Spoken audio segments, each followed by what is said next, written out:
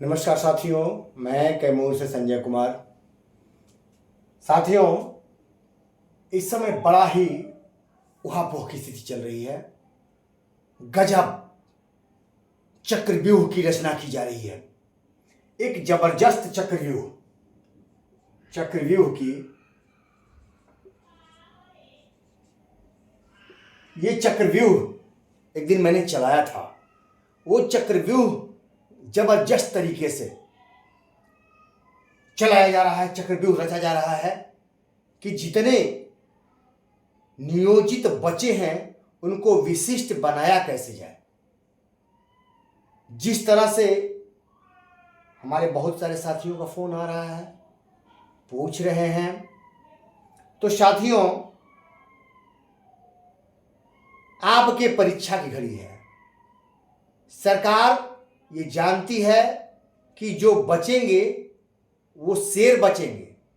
उस सरकार को पता है कि जो कमजोर दिल वाले हैं वो आ जाएंगे।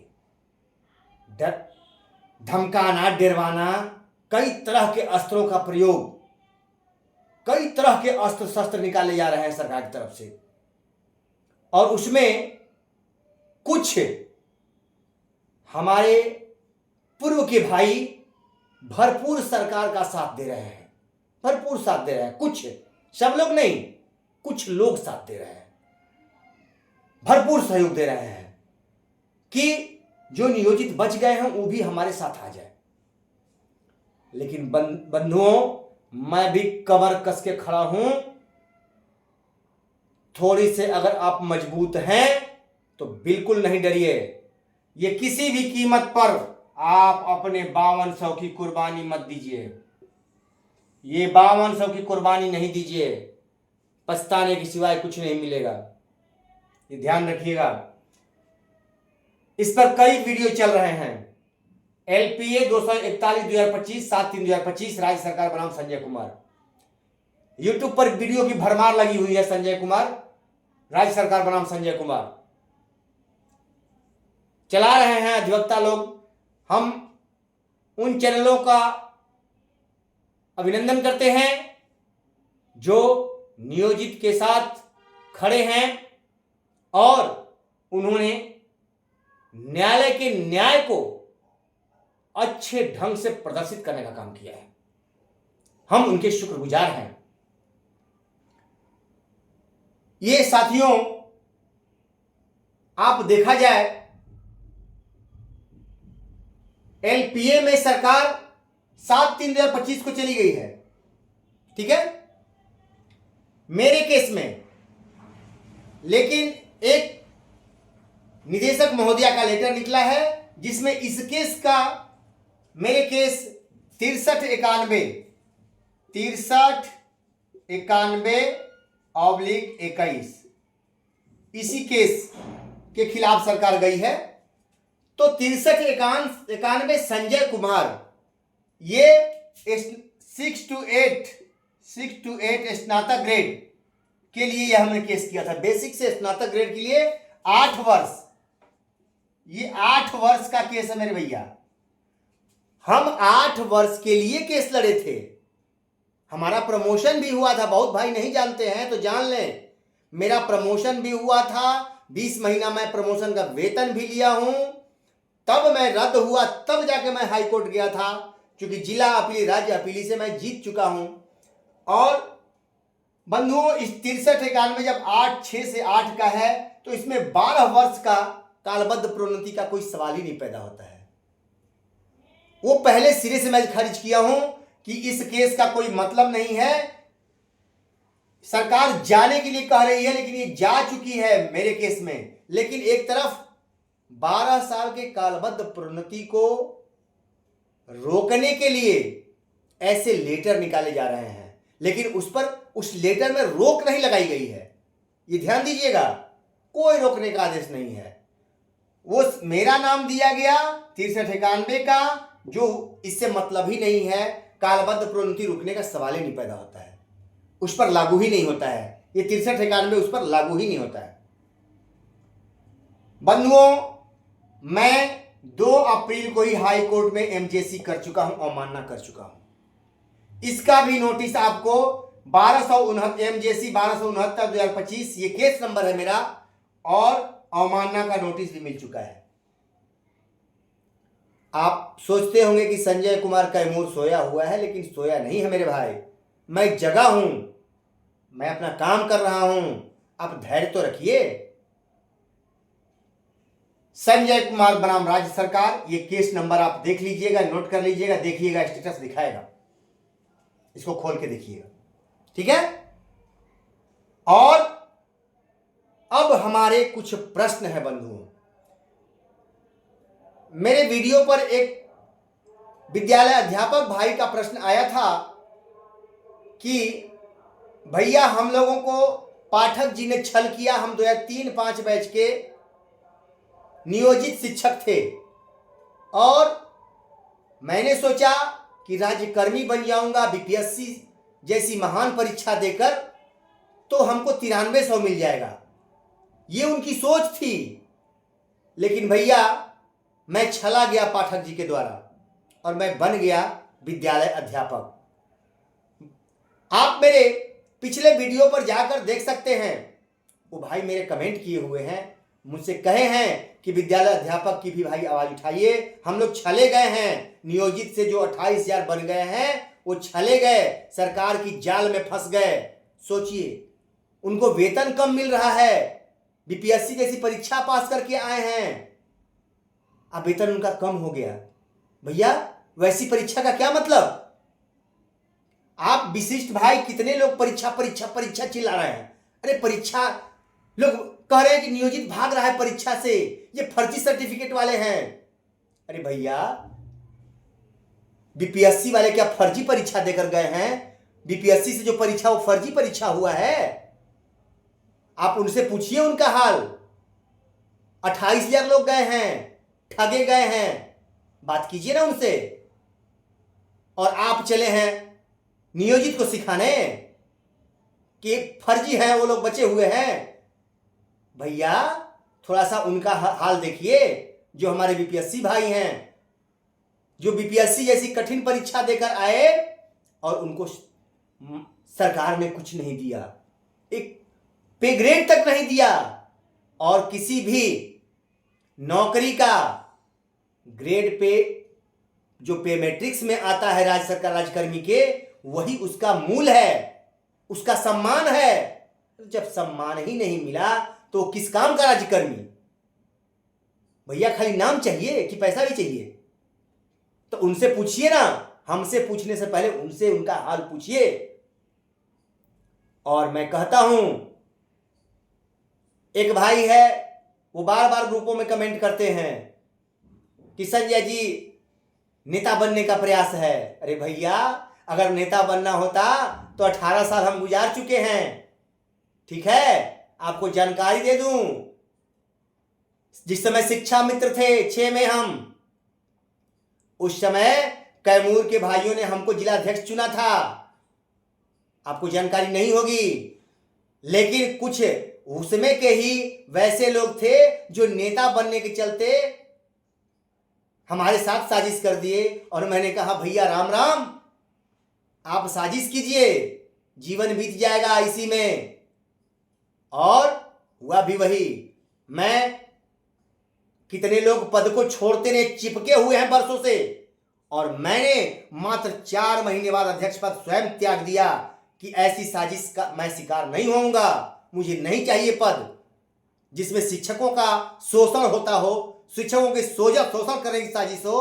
वैसे संघ संगठन से मुझे जरूरत नहीं है। मैं उस समय ही अलग हो गया, और मैं 24 तक ना ही किसी संघ ना ही किसी संघ का सदस्य हूं।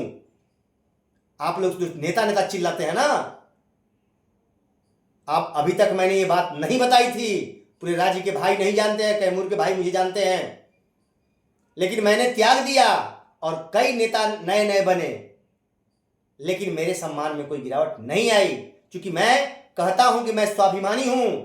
स्वाभिमान सर्वोपरि है मेरे लिए, पद और पैसा मेरे लिए कुछ भी नहीं है। अगर दिमाग में वैसे लोग बनाए हुए हैं, उनके दिमाग में कीड़ा घुसा हुआ है, तो वो कीड़ा निकाल दें। ये संजय कुमार है। आप लोग क्योंकि जिंदगी भर जितने दिन सर्विस में रहे बस यही देखते रह गए और नेतागिरी में सफल नहीं हुए। जो सफल हो गए वो पैसा और पद छोड़ना नहीं चाहते हैं। उनको पैसे का चस्का लग गया, पद का।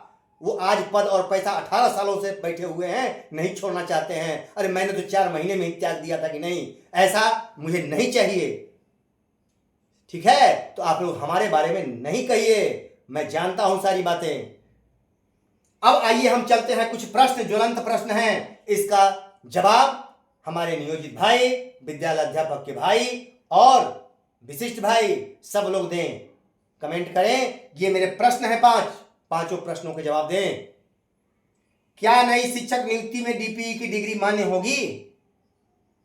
ये आप बताइए, क्योंकि पूर्व के जो शिक्षक हैं उनकी डिग्री भी इसी में प्रमोशन के लिए 99-94 बैच के जो हम कहते हैं, उनकी डिग्री भी ऐसे ही हुई थी और वो सिर्फ उनके इसी नौकरी में मान्य है, दूसरे नौकरी में वो लोग नहीं जा सकते हैं। ठीक है, और भैया आपकी डिग्री 15 महीने की है, किसी नई नियुक्ति में 2 साल की डिग्री अनिवार्य है, पता कर लीजिएगा। अब पता कर लीजिएगा, नई नियुक्ति में 2 साल की डिग्री अनिवार्य है और आप लोगों ने 15 माह का डिग्री लिया है, डिप्लोमा लिया है, और वो भी डिप्लोमा 6 महीने का आपको संवर्धन करा के उसको पूरा किया गया विशेष परिस्थिति में, वो किसी और को डिग्री नहीं दी गई है। तो आगे आप निर्णय लीजिए कि क्या डीपीई नई नियुक्ति में मान्य होगी। क्या डीपीई की डिग्री लेकर कहीं भी किसी राज्य में या कहीं भी आप नई नियुक्ति के लिए फॉर्म अप्लाई कर सकते हैं? इस प्रश्न का जवाब मैं पूछ रहा हूं, आप लोग दीजिए। क्या बिना टीईटी के हम सरकारी विद्यालय में शिक्षक बन सकते हैं? क्या बिना टीईटी के सरकारी विद्यालय में कहीं नई नियुक्ति होगी, आप टीईटी नहीं है तो आप शिक्षक बन सकते हैं? ये बात 1 to 8 के लिए मेरे भाई बता दीजिए, अगर ऐसा है तो हमको बताइएगा। किस राज्य में बिना टीईटी के बहाली हो रही है, हमको जानकारी दीजिएगा। क्या नई नियुक्ति में आरक्षण रोस्टर का पालन अनिवार्य नहीं है? कोई भी नई नियुक्ति हो उसमें आरक्षण रोस्टर का पालन अनिवार्य होता है। ठीक है, हमको जानकारी है, लेकिन आप लोग बताइए कि रोस्टर पालन अनिवार्य है या नहीं। तो क्या विशिष्ट की नई नियुक्ति में आरक्षण रोस्टर का पालन हुआ है? इस प्रश्न का जवाब आप लोग दीजिएगा। चौथा है, विशिष्ट की नियुक्ति और कैडर नया है, विधानसभा में की गई घोषणा गलत है। क्या विधानसभा में जो घोषणा की गई है क्या वो गलत है? ऊपर के 3 प्रश्न जो मैंने किए हैं, ये चौथा प्रश्न महत्वपूर्ण है कि अगर ये सब है तो क्या सरकार ने नई नियुक्ति की जो घोषणा की थी तो विशिष्ट की नई नियुक्ति है या नहीं है? सरकार ने कहा है कि नई नियुक्ति है, आपका क्या कहना है? अगर ये नई नियुक्ति है तो क्या डीपीई की डिग्री मान्य है? सरकार कह रही कि नई, विधानसभा में कई लिखित जवाब है कि ये नई नियुक्ति नया कैडर है, तो क्या डीपीई की डिग्री मान्य होगी? जवाब दीजिए। क्या बिना टीईटी के बहाली होगी, नई नियुक्ति होगी? इसका जवाब दीजिए। क्या नई नियुक्ति के आरक्षण रोस्टर का पालन अनिवार्य है? इसका जवाब दीजिए। आरक्षण रोस्टर का पालन हुआ है? क्या विद्यालय अध्यापक और विशिष्ट शिक्षक को राज्य कर्मी का वेतन मिलता है? अब ये इस बात का जवाब दीजिए कि विद्यालय अध्यापक और विशिष्ट शिक्षक को राज्य कर्मी का कोई वेतन मिलता है? देश के किसी भी राज्य के वेतन का उठा लीजिए पे मैट्रिक्स, जिसको आप कहते हैं कि ग्रेड पे नहीं है, लेकिन अब भी नई नियुक्ति में दिखा रहा है कि 5200 से 20,200, लेकिन आप लोग कहते हैं कि नहीं अब वो खत्म हो चुका है भैया, लेकिन ऐसा नहीं है। लेकिन फिर भी मान लिए तो आप पे मैट्रिक्स में ये 25,000, 28,000, 31,000 और 32,000 किसी भी राज्य के किसी भी पे मैट्रिक्स में क्या ये आता है? आप हमें दिखा दीजिएगा, इसका जवाब दीजिएगा। और भैया अगर नई नियुक्ति है और ये चीजें मान्य हैं या नहीं है, इसका जवाब ढूंढिएगा। तो मैं जानता हूं कि भविष्य में विशिष्ट शिक्षक जीवन भर लड़ाई लड़ने के लिए तैयार रहे। अदालत का वो सरकार से कुछ और नहीं मांगेंगे, बल्कि लड़ाई लड़ते जीवन उनका बीत जाएगा, कुछ नहीं हासिल होगा। वो ये लड़ाई लड़ते रहें और त्रिशंकु की तरह बीच में लटके हुए रहेंगे और सरकार की तरफ देखेंगे और न्यायालय की तरफ देखेंगे कि हमको राहत कैसे, हम जमीन पर या तो आ जाएं या आसमान पर, बीच में बहुत कष्ट हो रहा है। तो ये बीच वाली स्थिति है भैया। आप लोग से आग्रह है कि आप लोग नियोजित के बारे में नहीं घबराएं, जो जहां है वहां बना हुआ है। अब नियोजित एकदम महफूज और मजबूत हैं। नियोजित महफूज मतलब सुरक्षित और मजबूत मतलब बलशाली, एकदम टाइट है। एकदम धैर्य रखिए, आपका ये भाई संजय कुमार आपके साथ है। अब तो सरकार निर्णय लेने जा रही है, ईपीएफ पर भी जबरदस्त निर्णय आने जा रहा है, घबराइए नहीं, वो भी जबरदस्त होने जा रहा है। हम लोगों को सारे लाभ मिलने जा रहे हैं। आप धैर्य रखिए और इसमें बने रहिए, नियोजित शिक्षक बने रहिएगा, इसी में हमारी भलाई है। आपका 5200 किसी भी कीमत पर अपने 18-20 साल की नौकरी को तोहफे के रूप में मत दीजिए, क्योंकि ये तोहफा दे दीजिएगा तो आपके पास कुछ बचेगा ही नहीं और फिर खाली बोतल की तरह लोग आपको झंगिलाते रहेंगे। कोई इज्जत आपकी नहीं रहेगी कि ये तो खाली बोतल है, इसकी तो 18 साल की नौकरी छीन लिया गया है, अब इसमें रखा क्या है, इसको छोड़ो ना, ये तो भटकने दो इसको। ये भटकती हुई आत्मा बन गए हैं लोग। मैं साफ कहता हूं, आज भटकती हुई आत्मा बन गए हैं कुछ लोग, भटक रहे हैं, उनको कहीं चैन नहीं है। लेकिन नियोजित भटकती आत्मा नहीं है, एकदम स्थिर हैं, एकदम भटक नहीं रहे हैं। हम जहां हैं वहां निश्चिंत हैं, हमारे अंदर कोई उहापोह नहीं है कि हमसे कोई क्या छीन लेगा।